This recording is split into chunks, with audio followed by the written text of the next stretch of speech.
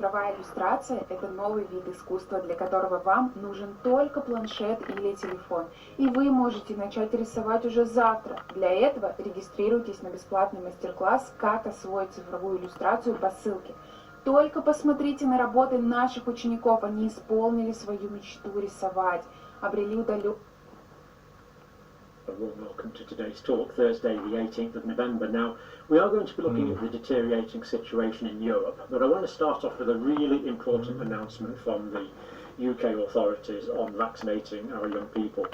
Now, on this channel, we've been going on about it for ages, about increasing the time between vaccines and increasing the time between when someone has an acute infection, when they actually have the COVID infection, as to when they get vaccinated after that. We've been advocating for a longer gap between acute infection and vaccine. Well, thankfully this has finally been listened to, and it's culminated in this really important announcement here from the UK Health Security Agency, which was Public Health England.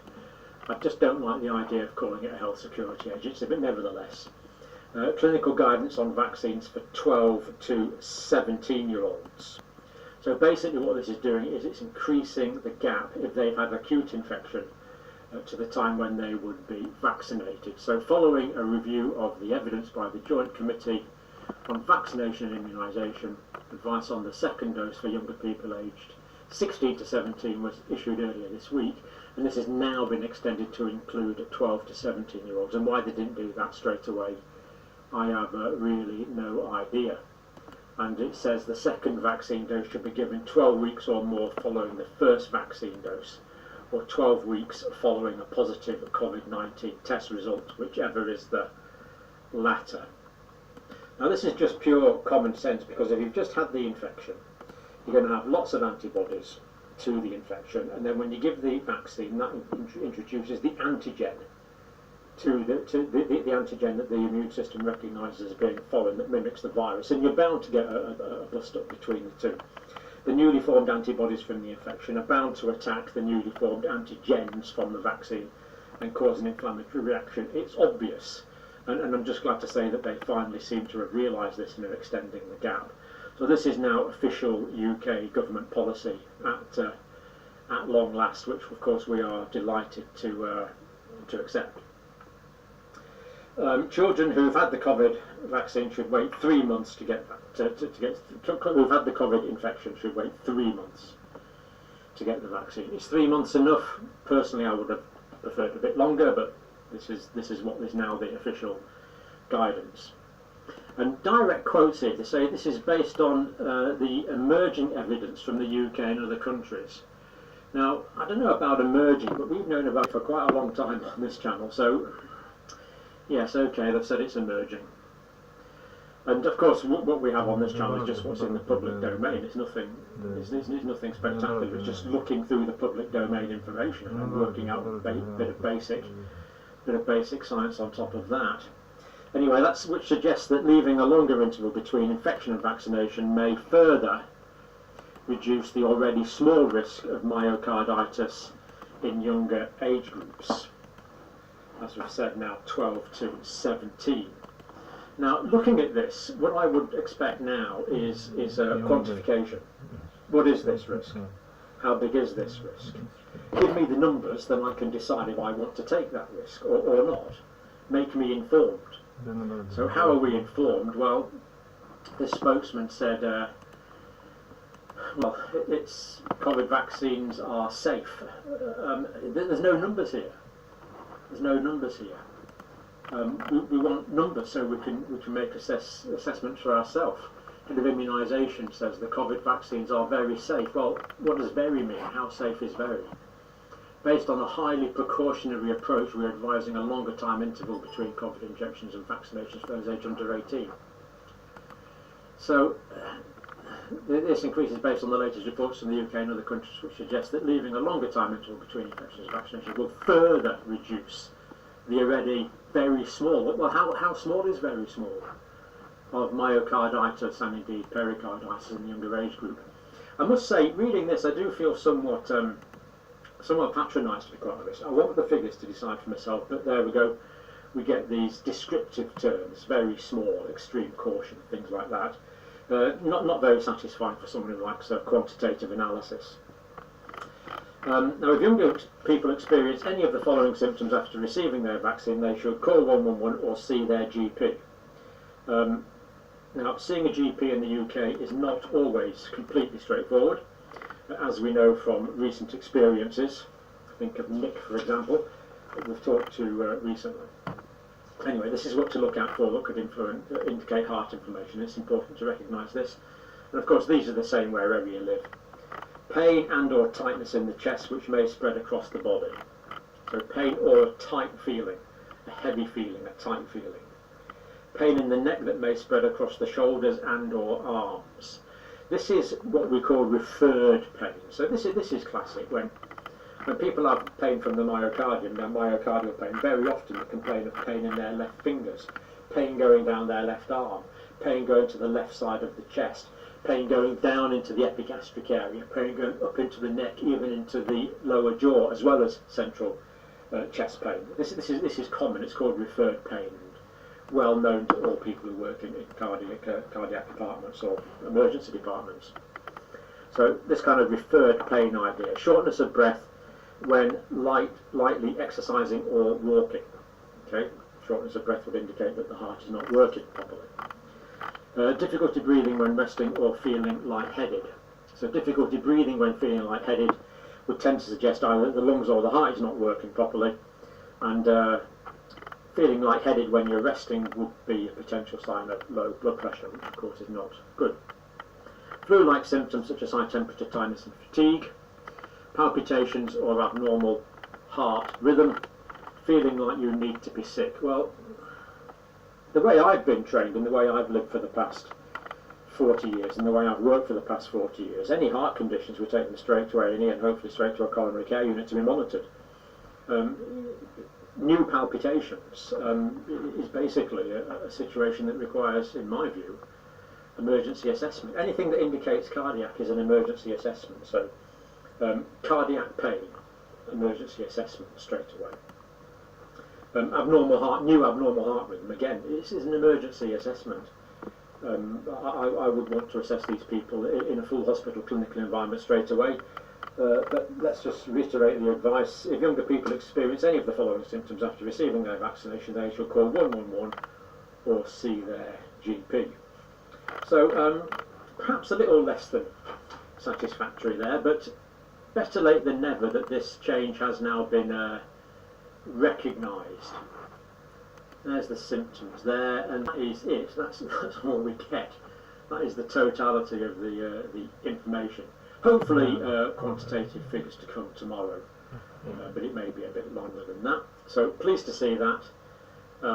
that time gap. And of course, if anyone does get any of these clinical features that we've mentioned, take complete rest until a cardiologist tells you otherwise, would also be my advice. Now, my mistake yesterday. Apologies, thanks to Charles and many others. I tell you what, I am seriously well peer reviewed. It's great. It's great. I don't get away with getting anything wrong or confused or well.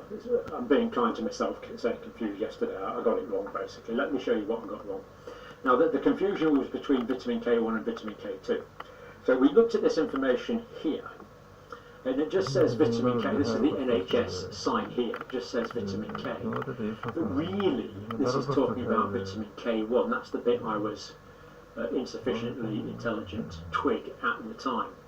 So this information here is basically about vitamin K1. So green leafy vegetables such as broccoli and spinach, vegetable oil, cereal grains, small amounts found in meat and dairy food. That's talking about vitamin K1. Which is good. This was discovered by German scientists for coagulopathy. We spell it with a C in English, but it's spelled with a K in German. So it's the coagulation vitamin, the vitamin K. But vitamin K2 was discovered afterwards. Now there are chemical relationships between vitamin K1 and vitamin K2. But really, in people like me at least, it causes all sorts of confusion. It might have been better to call it a different name rather than K2. But anyway, here we have vitamin K2. And we noticed yesterday that the advice from the paper we looked at yesterday was if someone's on high doses of vitamin D, it would be a good idea to take some vitamin K2, because the vitamin K2, what it does is it puts the calcium in the right place. It's a calcium controlling vitamin.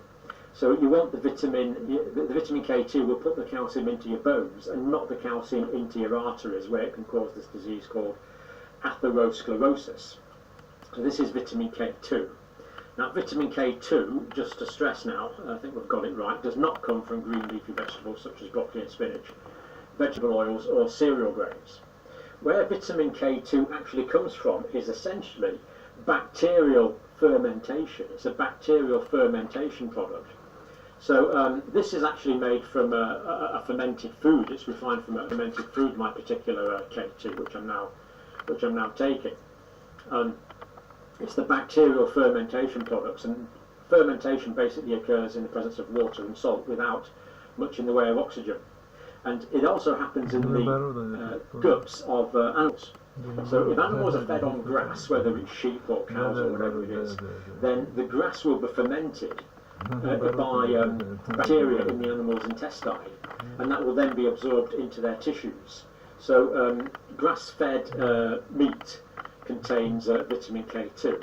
But the easiest way to get it is to eat fermented vegetables. Now, of course, we don't eat fermented vegetables. If you go to Korea, they have kimchi with all meals, and this is made from some other fermented food. I can't even remember. Some Japanese food. So China, Japan, Korea, they tend to eat fermented foods. Western countries, we tend not to. Now, it is changing. We are starting to eat more fermented foods now. So that's good. So we will get it from the diet. So it's fine for vegans. Just eat fermented cabbage, like sauerkraut. Only the stuff you get in jars is often pasteurized. You want the real sort of fermented stuff. I would have thought, to get the best amount of vitamin K2. So apologies. So we've got that. Vitamin K2 is not from those things. It's from fermented products.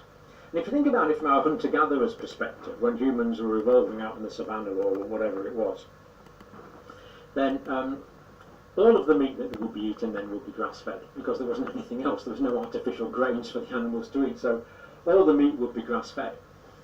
So our hunter-gatherer ancestors, and of course we have to think of ourselves as hunter-gatherers, they would get plenty of vitamin K2 from grass-fed meat. And also, it's reasonable to assume that some vegetable foods were stored for a period of time and probably would ferment, and therefore they would get vitamin K from fermented food. So it's quite consistent with us being hunter-gatherers. But there you go, vitamin K, which is the vitamin that's good for putting the calcium from the blood into the bones rather than from the blood into the tissues, is mostly from fermented bacterial products. So that's why if you take a Western diet, like I'm afraid I do, I've been trying to put in kimchi and more Mediterranean diets, but it doesn't tend to work out very well. So that's why I take that supplement. If you eat kimchi for breakfast, lunch and dinner, So I've worked with Korean colleagues who do no need for the vitamin K2 supplement. So mea culpa on that one, apologies, but I think that has corrected it. Now let's just look at some background information now to work out what's going on in Europe. Now here we have new daily confirmed cases. Ireland, European country, of course, going quite high. United Kingdom, United States come down nicely. Canada, Australia, New Zealand much better. And just checking on the hospitalisations there, these are the only countries where hospitalisation data was available amongst that group: United Kingdom, United States, Ireland and Canada. So United States and United Kingdom, in terms of hospitalisations, about equal now. But still at a reasonably high level. These are still causing quite a lot of problems in the UK, and I imagine it's the same in the States. We've just got so many delays, so millions of people waiting for procedures on the health service. It really is a problem. We really could do without any COVID cases at all to free up the beds to deal with this backlog. New daily confirmed cases per million. Now this is the European situation. Now basically we've got, well, I suppose we've got 3 Europes here really, haven't we? Now I've left the United States on there just as a comparator. I do know it's not Europe. So Spain, Italy, France, United States, lowest, but France has actually gone up quite a bit lately. And what we have to look at here is the risk of doubling times. So France is still at risk. Germany, sharp increase lately. United Kingdom, Denmark, Greece in that group. The United Kingdom, levelish, going down slightly actually at the moment in the UK. For a fact it is going down in the UK. Denmark and Germany going up. Then higher numbers in Hungary, Ireland, Belgium and Netherlands. Look at that sharp increase there in Netherlands, very sharp increase. And then some of the smaller European countries with very high rates: Austria, Croatia and Slovenia. And if we look at the impact on hospitalisations, again as we see, people under severe stress in Slovenia, Hungary, Croatia. Austria and Belgium becoming more difficult. UK, as we've just said, United States, France, Ireland, Netherlands, Italy, Denmark, Spain. And in fact patients have been transferred from Germany, 2 patients have been transferred from Germany to Italy for intensive care because Italy is under less pressure. Cases per million. Now I keep getting bombarded with accusations of secrecy about Scandinavian countries. I don't know where it comes from, but never mind. Let's disprove it now. So I've left the United Kingdom in there for comparators. Denmark's going up. Norway increasing. I've left the United States in there for a comparator. Finland going up a bit. Sweden remaining really quite low, which of course is good news, because I think it's fairest to compare countries like Norway, Finland and Sweden with each other, because they've got similar climates, similar geographies. Makes more sense to compare them with each other. Similar low populations. When we look at the testing, we see that Sweden isn't actually testing very much and haven't bothered, or the data's not there for the last few weeks. Then Finland, Norway, United States, testing's not brilliant. United Kingdom testing's good. Denmark, of course, leads the world with testing, and until recently Denmark was doing genomic analysis on all of the positive tests it did. I don't think it could probably do that now because it's got a lot. But if we look at hospitalisation, so Sweden hospitalisation is low, which is great. Norway, Finland, Denmark, all much lower than the hospitalisations in the United Kingdom and the United States. So Scandinavian, northern countries, it has to be said, are doing really quite well there. Now let's just look at Europe a little bit more today. Germany. A lot of concern in Germany at the moment. Bavaria transferred 2 patients to ITUs in Italy. Now, to be fair, it's to cross the Alps. You go through a couple of railway tunnels and you're there. So it's actually quite close. But the point is, Germany transferring intensive care patients out of the country really is quite a thing. Why? I suppose it's quicker than transferring to other parts of Germany. Now, ITU capacity in other parts of Germany is available, but the hospitals are filling up in Germany. Now, the World Health Organization has said there could be another 450,000 deaths in Europe. This is not Germany, this is in all of Europe, over this winter basically, between now and February. So the situation is deteriorating despite high vaccination rates in Europe, I am afraid. This guy is the head of the Luther Wieler, head of the Robert Koch Institute in Germany. We're currently heading towards a serious emergency, direct quote. We're going to have really terrible Christmas if we don't take countermeasures now, as he anticipates the doubling rate of maybe every 2 weeks between now and Christmas. So Germany are not on a good trajectory. Austria already bad. Lots of cases in Austria, 3 times the incidence of the UK in Austria at the moment. Hospitals in Salzburg and Upper Austria are overloaded already. Patients are being stored in body bags, which is never the most. But body bags are to ensure hygiene. It's not really the sort of considered dignified way we would treat dead people under normal circumstances. But this is what's happening at the moment because of the amount of people dying. And there's a lot of political anti-lockdown unrest in Austria as well. And then Belgium as well. We looked at Belgium on the graphics, timed it restrictions, hoping to avoid a full lockdown. Prime Minister of Belgium, all the alarm signals are red for Belgium, looking bad for the next month or 2. Europe's mapping is going very insane, and booster doses starting soon. So Europe, or a lot of Europe, in for very high numbers of cases and hospitalisations over the next few months, I'm afraid. Now, I was going to look at some detailed information from the UK now, but I think we'll go and listen to Seamus from New Zealand now. So, update on vaccination and I believe the general situation in New Zealand from Seamus. Thank you, Seamus. Over to you. Right. Hi John, my name is Seamus, I'm from New Zealand. I'd just like to share with you my vaccination experience. So originally I was a little bit hesitant to get vaccinated. I was worried about some of the potential adverse effects, particularly the heart inflammation and myocarditis. I'm young, I'm 25, I'm in that sort of risk group. I wanted to get vaccinated, but I was a little bit concerned. And I was wondering what might have been the cause for such adverse effects. And then I came across your videos on aspiration, and I had a look at the papers that you cited, and I did some further research, and it seemed to me that accidental intravenous injection could really be the cause for it, or part of it. And so I felt better knowing that there's something I can do to reduce my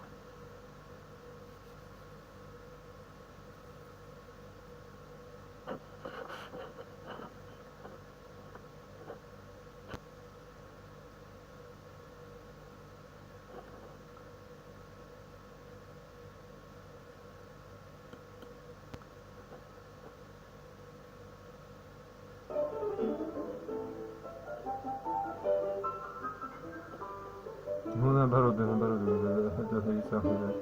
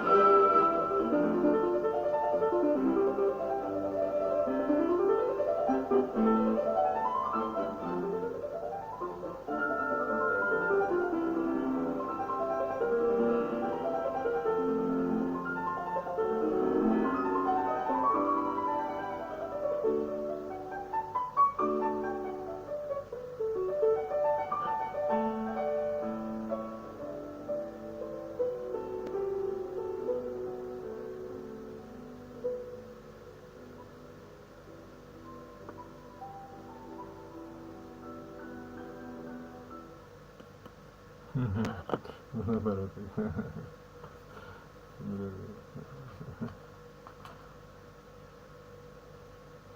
Так, что такое вообще? Что такое вообще?